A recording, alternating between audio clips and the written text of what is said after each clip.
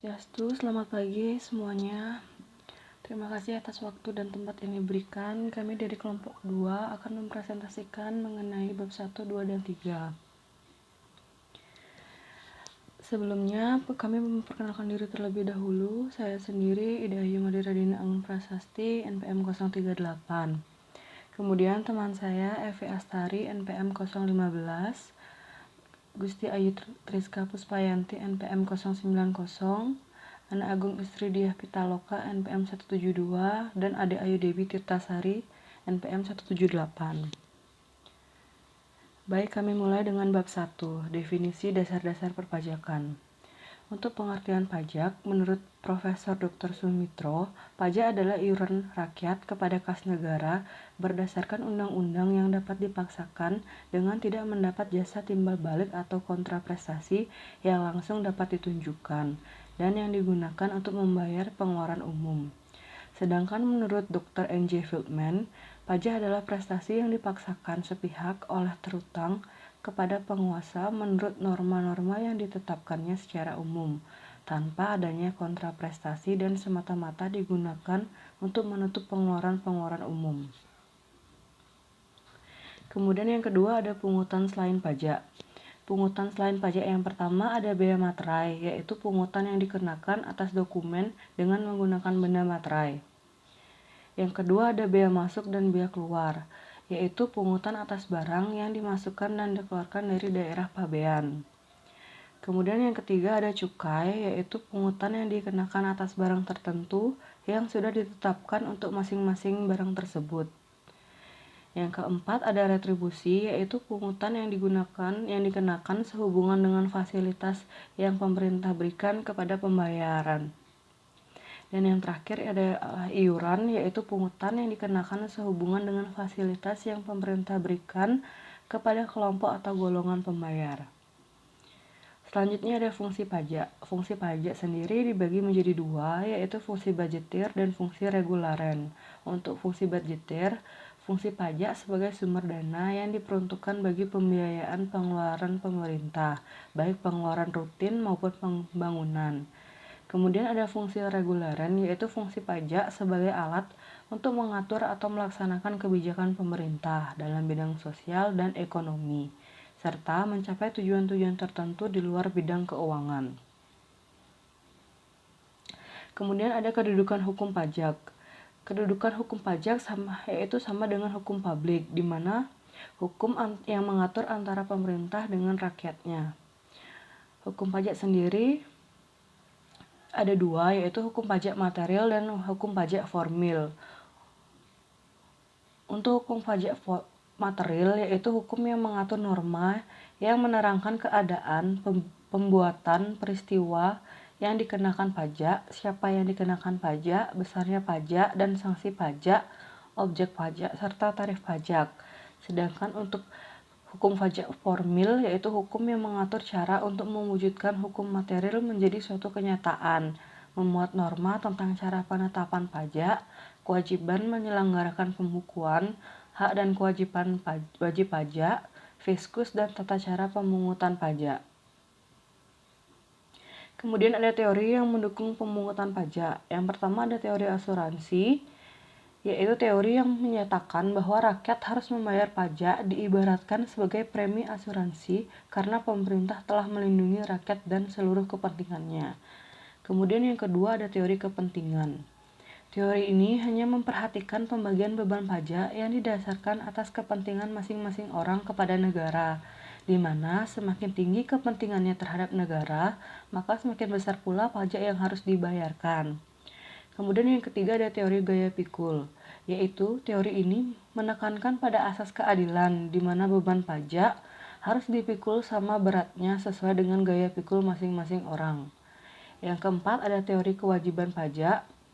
Teori ini menyatakan bahwa sebagai warga negara yang berbakti, rakyat harus selalu menyadari bahwa pembayaran pajak adalah sebagai suatu kewajiban. Dan teori yang terakhir adalah teori daya beli. Teori ini mengambil gaya beli rumah tangga dalam masyarakat untuk rumah tangga negara dan kemudian menyalurkannya kembali ke masyarakat.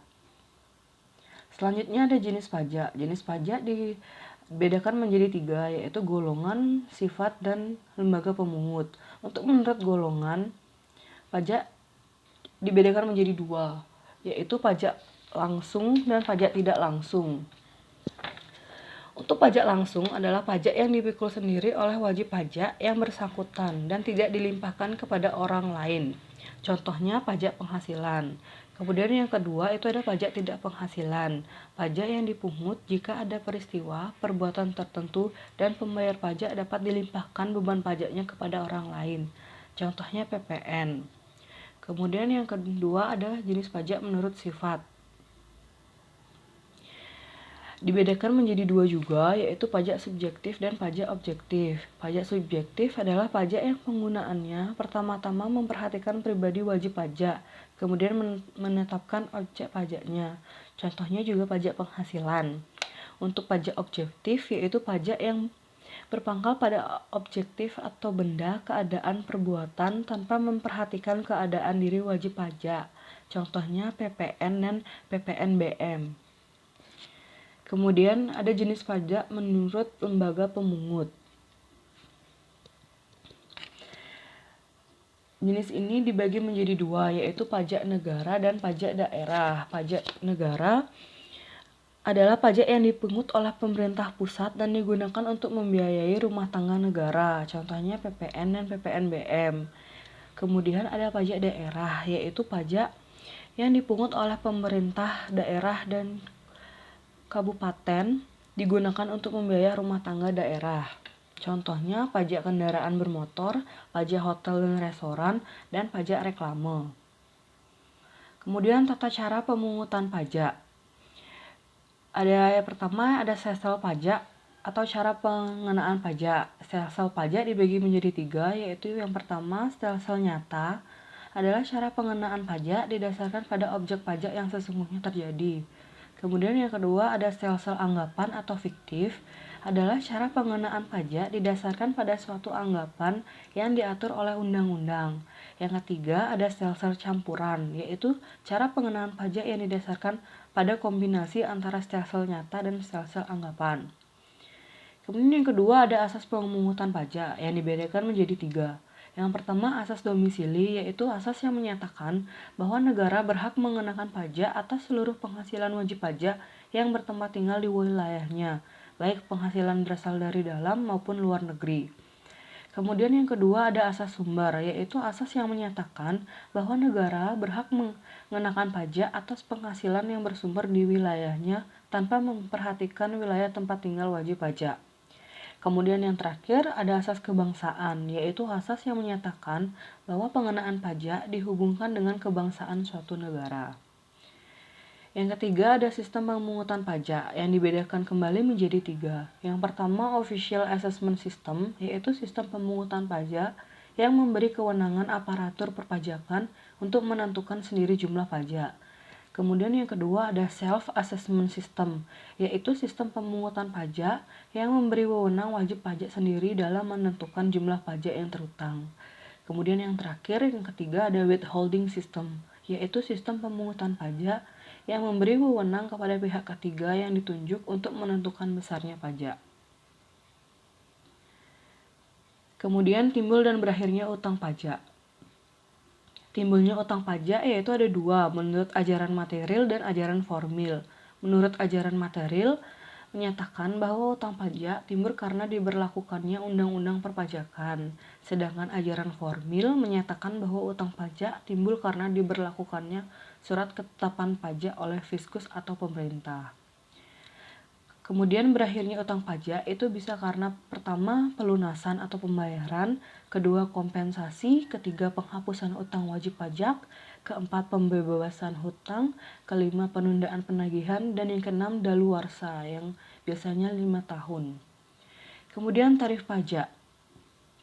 Tarif pajak yang pertama ada tarif tetap, yaitu tarif berupa jumlah atau angka yang tetap berapapun besar dasar pengenaannya. Untuk contohnya seperti ini, di mana dasar pengenaan pajak berapapun itu tarif pajaknya tetap 6.000. Kemudian yang kedua ada tarif proporsional, yaitu tarif berupa persentase tertentu yang sifatnya tetap terhadap berapapun dasar pengenaan pajak. Contohnya seperti ini. Kemudian yang ketiga ada tarif progresif, yaitu tarif berupa persentase tertentu yang makin meningkat dengan makin meningkatnya dasar pengenaan pajak. Tarif progresif dibagi kembali menjadi yang pertama tarif progresif proporsional, yang kedua tarif progresif,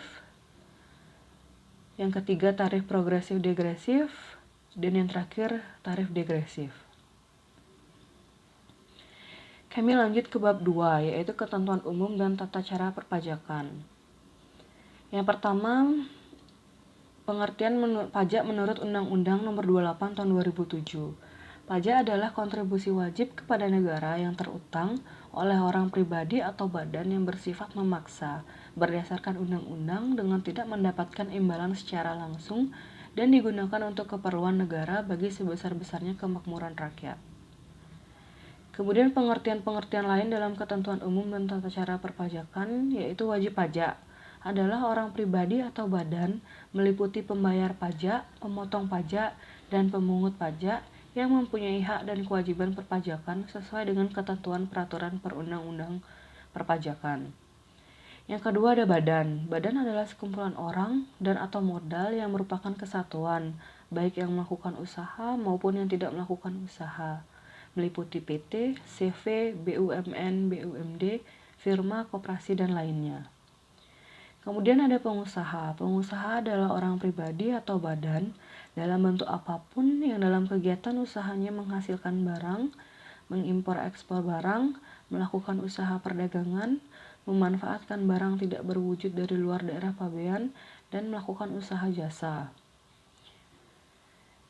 Selanjutnya ada pengusaha kena pajak, yaitu pengusaha yang melakukan penyerahan barang kena pajak dan atau penyerahan jasa kena pajak yang dikenai pajak berdasarkan Undang-Undang Pajak Pertambahan Nilai tahun 1984 dan perubahannya.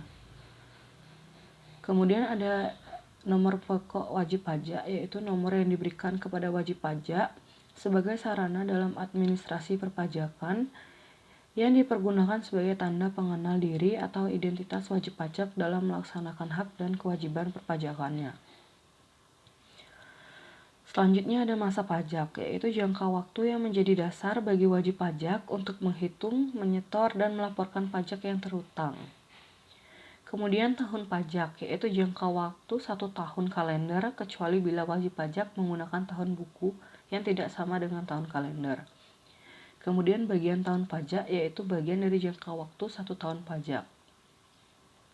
Yang kedua, yang selanjutnya ada pajak yang terhutang, yaitu pajak yang harus dibayar pada suatu saat dalam masa pajak, dalam tahun pajak, atau dalam bagian tahun pajak.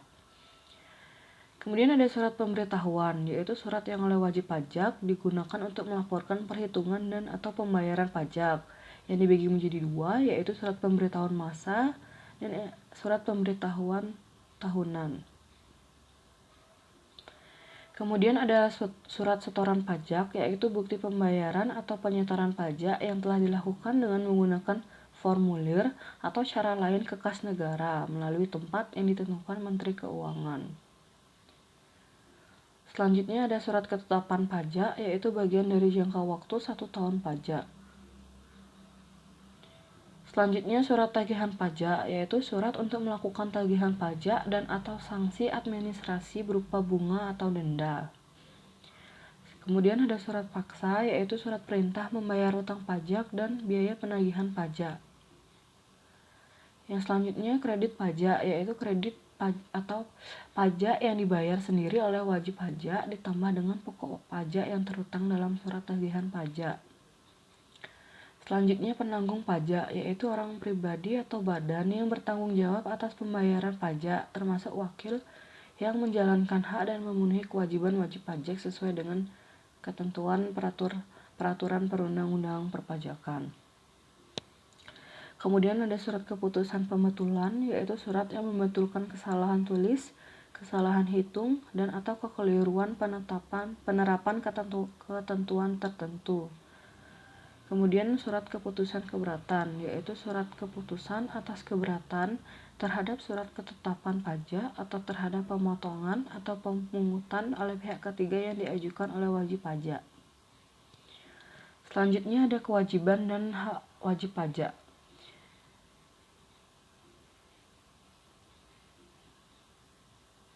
Untuk kewajiban wajib pajak, secara umum yang pertama ada mendaftarkan diri pada kantor Dirjen Pajak untuk diberikan NPWP apabila telah memenuhi persyaratan subjektif dan objektif. Yang kedua, melaporkan usahanya pada kantor Dirjen Pajak untuk dikukuhkan menjadi pengusaha kena pajak. Yang ketiga, mengisi surat pemberitahuan dengan benar, lengkap, dan jelas dalam bahasa Indonesia dengan menggunakan huruf Latin, angka Arab, satuan mata uang rupiah, serta menandatangani dan menyampaikannya ke kantor Dirjen Pajak tempat wajib pajak terdaftar atau tempat lain yang ditetapkan oleh Dirjen Pajak. Yang keempat, menyampaikan surat pemberitahuan dalam bahasa Indonesia dengan menggunakan satuan mata uang selain rupiah yang diizinkan, yang pelaksanaannya diatur berdasarkan peraturan Menteri Pajak. Kemudian ada hak-hak wajib pajak. Secara umum yang pertama melaporkan beberapa masa pajak dalam satu surat pemberitahuan masa. Yang kedua mengajukan surat keberatan dan banding baik wajib pajak dengan kriteria tertentu. Ketiga memperpanjang jangka waktu penyampaian surat pemberitahuan tahunan pajak penghasilan untuk paling lama 2 bulan dengan cara menyampaikan pemberitahuan secara tertulis atau dengan cara lain kepada Dirjen Pajak. Keempat, membetulkan surat pemberitahuan yang telah disampaikan dengan menyampaikan pernyataan tertulis dengan syarat Dirjen Pajak belum melakukan tindakan pemeriksaan. Yang kelima, mengajukan permohonan pengembalian kelebihan pembayaran pajak. Kemudian ada nomor pokok wajib pajak dan pengukuhan pengusaha kena pajak. Nomor pokok wajib pajak merupakan suatu sarana dalam administrasi perpajakan yang dipergunakan sebagai tanda pengenal diri atau identitas dalam pembayaran pajak dan dalam pengawasan administrasi perpajakan. Sedangkan untuk fungsi pengukuhan pengusaha kena pajak, selain dipergunakan untuk mengetahui identitas pengusaha kena pajak yang sebenarnya, juga berguna untuk melaksanakan hak dan kewajiban di bidang pajak. Kemudian ada pembayaran, pemotongan atau pemungutan, dan pelaporan. Pembayaran pajak dapat dilakukan kantor penerima pembayaran dengan menggunakan SSP atau dengan cara lain melalui pembayaran pajak secara elektronik atau e-payment. Pemotongan atau pemungutan pajak yang pertama ada PPh 21, yaitu pemotongan pajak yang dilakukan oleh pihak ketiga atas penghasilan yang diterima oleh wajib pajak. Kemudian PPh 22, yaitu pemungutan pajak yang dilakukan oleh pihak ketiga sehubungan dengan pembayaran atas penyerahan barang, impor barang, dan kegiatan usaha di bidang tertentu. Selanjutnya ada PPh 23, yaitu pemungutan pajak yang dilakukan oleh pihak ketiga sehubungan dengan penghasilan tertentu seperti dividen, bunga, royalti, sewa. Kemudian PPh 26, yaitu pemotongan pajak yang dilakukan oleh pihak ketiga sehubungan dengan penghasilan yang diterima oleh wajib pajak luar negeri. Selanjutnya ada PPh final, yaitu pajak yang sifat pemungutannya final. Artinya dipungut oleh pihak ketiga atau dibayar sendiri, tidak dapat dikreditkan terhadap utang pajak pada akhir tahun.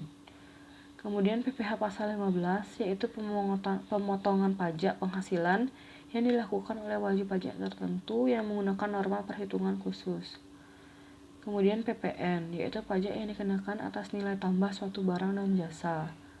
Yang terakhir ada PPNBM, yaitu pajak khusus untuk barang mewah. Selanjutnya ada pelaporan. Pelaporan surat pemberitahuan atau SPT merupakan sarana wajib pajak untuk melaporkan hal-hal yang berkaitan dengan kewajiban pajak. Fungsi SPT bagi wajib pajak adalah sebagai sarana untuk melaporkan dan mempertanggungjawabkan perhitungan jumlah pajak yang sebenarnya terutang. Yang pertama itu pembayaran atau pelunasan pajak yang telah dilaksanakan sendiri dan melalui pemotongan atau pemungutan pihak lain dalam 1 tahun pajak atau bagian tahun pajak. Yang kedua, penghasilan yang merupakan objek pajak atau bukan objek pajak. Yang ketiga, harta dan kewajiban. Yang keempat, pembayaran dari pemotongan atau pemungutan pajak orang pribadi atau badan lain dalam satu masa pajak sesuai dengan ketentuan peraturan perundang-undang perpajakan yang berlaku. Selanjutnya ada sanksi pajak. Sanksi pajak sendiri ada dua. Yang pertama ada sanksi administrasi, yaitu sanksi administrasi adalah sanksi sehubungan dengan ketetapan pajak dan surat tagihan pajak berdasarkan Undang-Undang Nomor 28 Tahun 2007 tentang ketentuan umum dan tata cara perpajakan. Biasanya sanksi yang dikenakan sejumlah 500.000 sampai 1 juta hingga 150% dari jumlah pajak kurang dibayar. Kemudian yang kedua ada sanksi pidana, yaitu sanksi sehubungan dengan pelanggaran terhadap peraturan perundang-undang perpajakan, khususnya dalam ketentuan umum dan tata cara perpajakan. Kemudian kami membahas bab 3, yaitu pajak penghasilan secara umum. Definisi pajak penghasilan. Pajak penghasilan atau PPh adalah pajak yang dikenakan terhadap subjek pajak atas penghasilan yang diterima atau diperoleh dalam 1 tahun pajak. Dasar hukum dari PPh yaitu Undang-Undang Nomor 7 Tahun 1983 yang disempurnakan menjadi Undang-Undang Nomor 7 Tahun 1991, Undang-Undang Nomor 10 Tahun 1994, Undang-Undang Nomor 17 Tahun 2000, Undang-Undang Nomor 36 Tahun 2008, Peraturan Pemerintah, Keputusan Presiden, Keputusan Menteri Keuangan, Keputusan Dirjen Pajak maupun Surat Edaran Direktur Jenderal Pajak. Kemudian subjek pajak penghasilan. Subjek pajak penghasilan adalah segala sesuatu yang mempunyai potensi untuk memperoleh penghasilan dan menjadi sasaran untuk dikenakan pajak penghasilan. Subjek pajaknya ada orang-orang pribadi, warisan yang belum terbagi, badan dan badan usaha tetap atau BUT. Yang tidak termasuk subjek pajak ada kantor perwakilan negara asing dan orang-orang yang diperbantukan kepada mereka. Ketiga, organisasi internasional, dan yang keempat, pejabat perwakilan internasional. Kemudian ada objek pajak penghasilan, yaitu penghasilan setiap tambahan kemampuan ekonomis yang diterima atau diperoleh wajib pajak, baik yang berasal dari Indonesia maupun dari luar Indonesia. Yang pertama ada gaji, upah, tunjangan, honorarium, komisi, bonus, gratifikasi, uang pensiun atau imbalan dalam bentuk lainnya. Kedua ada hadiah dari undian atau pekerjaan atau kegiatan. Ketiga ada laba usaha. Keempat ada keuntungan karena penjualan. Kelima penerimaan kembali pembayaran pajak. Keenam bunga termasuk premium, diskonto dan imbalan jaminan pengembalian utang. Yang ketujuh dividen. Sedangkan yang bukan termasuk objek pajak penghasilan, yang pertama ada bantuan atau sumbangan, warisan, harta termasuk setoran tunai yang diterima oleh badan, penggantian atau imbalan sehubungan dengan pekerjaan. Kelima pembayaran atau dari perusahaan asuransi. Keenam dividen. Ketujuh iuran yang diterima atau diperoleh dari dana pensiun. Kedelapan penghasilan dari modal yang ditanamkan oleh dana pensiun. Kesembilan bagi laba. Kesepuluh penghasilan yang diterima atau diperoleh perusahaan modal ventura. Yang ke-11 beasiswa. Kemudian objek pajak penghasilan BUT. Berdasarkan pasal 5 Undang-Undang Nomor 36 Tahun 2008, objek pajak bentuk usaha tetap yang pertama ada penghasilan dari usaha atau kegiatan BUT dan dari harta yang dimiliki atau dikuasai oleh BUT. Kedua, penghasilan kantor pusat dari usaha dan kegiatan penjualan barang dan pemberian jasa di Indonesia yang sejenis dengan yang dijalankan oleh BUT di Indonesia. Kemudian pengurang penghasilan. Penghasilan kena pajak bagi wajib pajak dalam negeri dan bentuk usaha tetap ditentukan berdasarkan penghasilan bruto dikurangi dengan pengurangan atau pengeluaran tertentu. Yang pertama, pengeluaran atau beban atau biaya yang mempunyai masa manfaat tidak lebih dari 1 tahun, yang merupakan biaya pada tahun yang bersangkutan, misalnya gaji, biaya administrasi dan bunga, biaya rutin pengolahan limbah, dan sebagainya. Yang kedua, pengeluaran atau beban atau biaya yang mempunyai masa manfaat tidak lebih dari 1 tahun, yang pembebanannya dilakukan melalui penyusutan atau amortisasi, misalnya aset tetap atau harta berwujud, aset tak berwujud, dan lain-lain. Kemudian menghitung pajak penghasilan. Untuk menghitung pajak penghasilan,